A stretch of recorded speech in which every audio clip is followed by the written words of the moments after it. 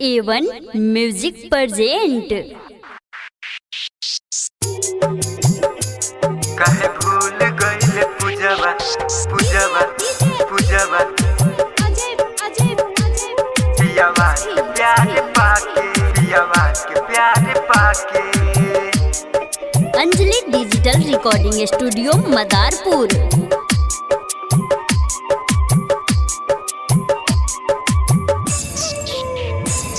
पियावा के प्यार पाके काहे भूल गइले पूजवा पियावा के प्यार पाके पियावा के प्यार पाके पियावा के प्यार पाके।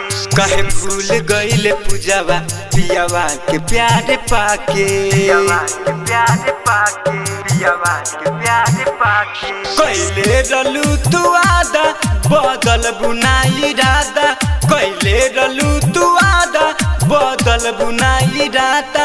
कबो न खुश रहबू हमरा के तू रुआ के हमरा के तू रुआ के हमरा के तू रुआ के। काहे भूल गइले पूजवा पियावा के प्यार पाके काहे भूल गइले पूजवा पियावा के प्यार पाके पियावा के प्यार पाके।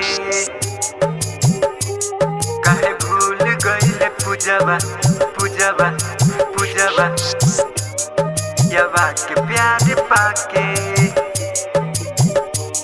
पियावा के प्यार पाके। काहे भूल गइले पूजवा पियावा के प्यार पाके। जनती जी ऐसन बारू करती न प्यार हो हमारा जिंदगिया से कैलू खेलवार हो हमारा जिंदगिया से कैलू खेलवार हो।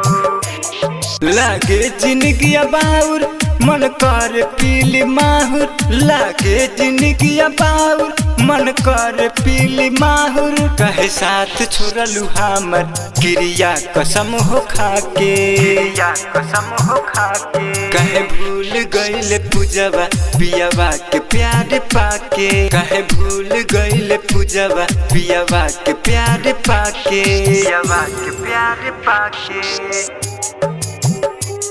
काहे भूल गइले पूजवा पूजवा पूजवा पियावा के प्यार पाके पियावा के प्यार पाके। काहे भूल गइले पूजवा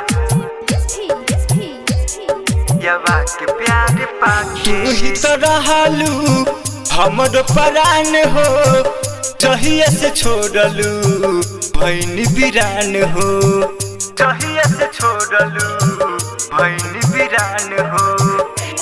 बतिया कहीं विशेष भइल पागला के भेष बतिया कहीं विशेष भइल पागला के भेष।